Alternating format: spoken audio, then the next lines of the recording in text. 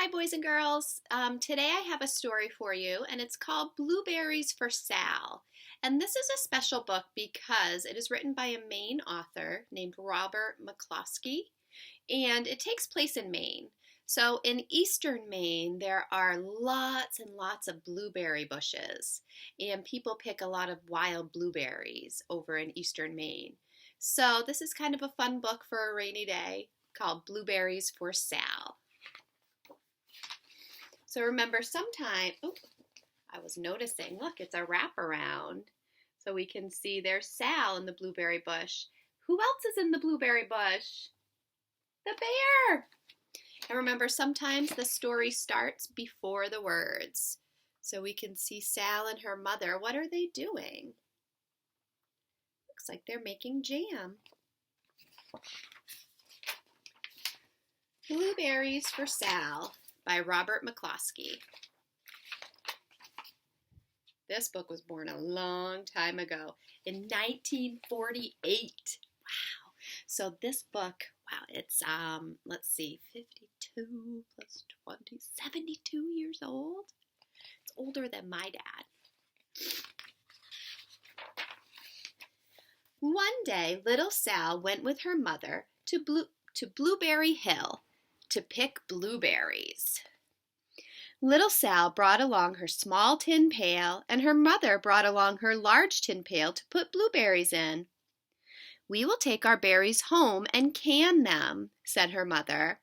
"Then we will have food for the winter." Look at the old car. You can tell this takes place a long time ago. Little Sal picked 3 blueberries and dropped them in her little tin pail. Ka-plink, ka-plank, ka-plunk. She picked 3 more blueberries and ate them. Then she picked more berries and dropped one in the pail. Ka-plunk. And the rest she ate. Then little Sal ate all 4 blueberries out of her pail. Oh no, look at her pail. Looks pretty empty. Her mother walked slowly through the bushes, picking blueberries as she went and putting them in her pail. Little Sal struggled along behind, picking blueberries and eating every single one. I have that problem when I pick blueberries too. I like to eat the berries. Little Sal hurried ahead and dropped a blueberry in her mother's pail. It didn't sound ka-plink because the bottom of the pail was already covered with berries. She reached down inside to get her berry back.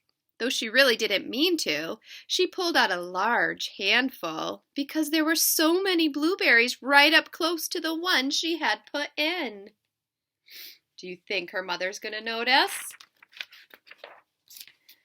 Her mother stopped picking and said, "Now, Sal, you run along and pick your own berries. Mother wants to take her berries home and can them for next winter." Her mother went back to her picking, but little Sal, because her feet were tired of standing and walking, sat down in the middle of a large clump of bushes and ate blueberries.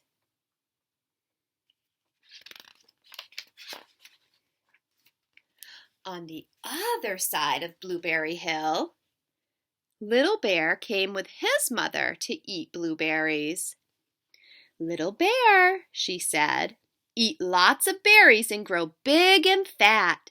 We must store up food for the long, cold winter."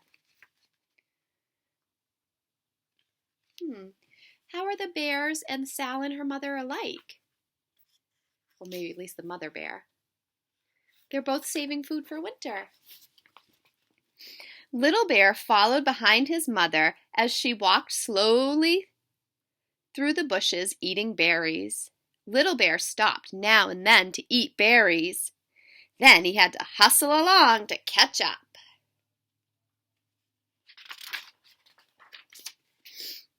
Because his feet were tired of hustling, he picked out a large clump of bushes and sat down right in the middle and ate blueberries. Oh, that reminds me of what Sal did. Over on the other side of the hill, little Sal ate all of the berries she could reach from where she was sitting. Then she started out to find her mother.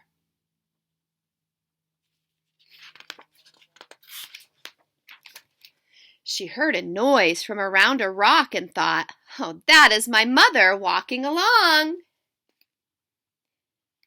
Do you think it's her mother? But it was a mother crow and her children, and they stopped eating berries and flew away, saying, "Caw, caw, caw." Then she heard another noise in the bushes and thought, "Oh, that is surely my mother, and I will go that way." Is it going to be your mother this time? See if I can turn the page. There we go. But it was Little Bear's mother instead. She was tramping along, eating berries and thinking about storing up food for the winter. Little Sal tramped right along behind. Ooh, I'd be a little scared. By this time, Little Bear had eaten all the berries he could reach without moving from his clump of bushes. Then he hustled off to catch up with his mother. He hunted and hunted but his mother was nowhere to be seen. He heard a noise from over a stump and thought, "That is my mother walking along." Who do you think it is? I wonder if it's Sal's mother. Let's find out.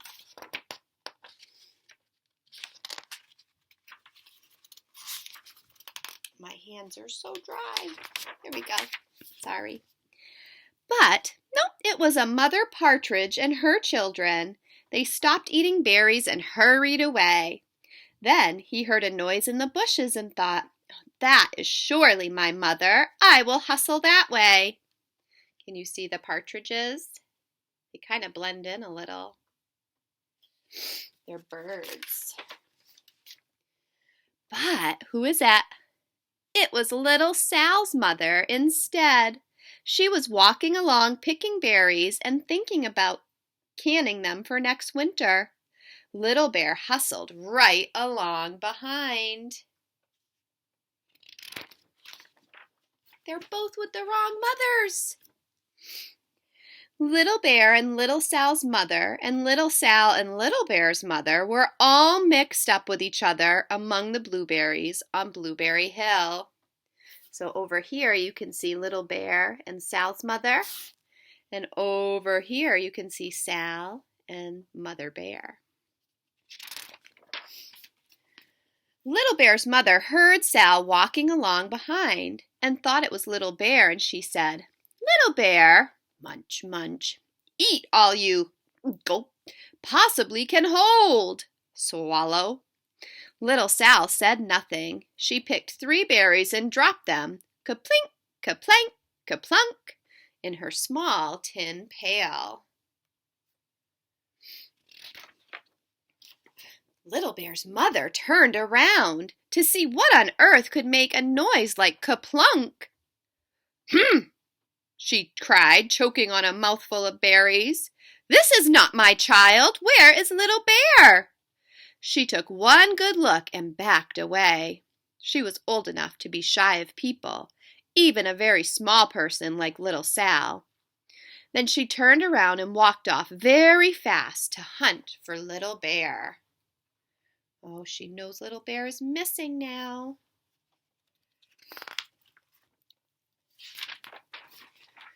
Little Sal's mother heard Little Bear tramping along behind and thought it was Little Sal.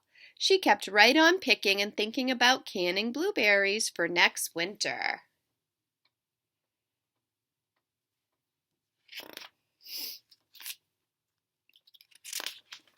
Little Bear paddled up and peeked into her pail.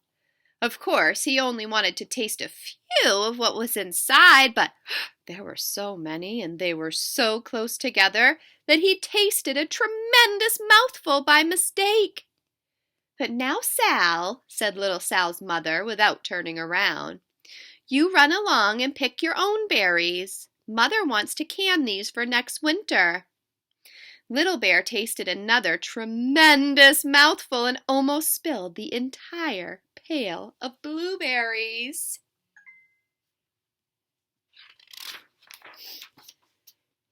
Little Sal's mother turned around and gasped, "My goodness, you are not Little Sal! Where is my child?"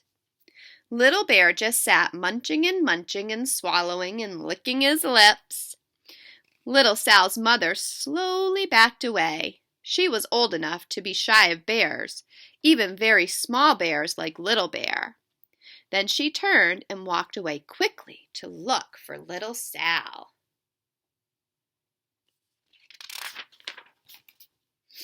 She hadn't gone very far before she heard a kaplink, kaplank, kaplunk. She knew just what made that kind of noise.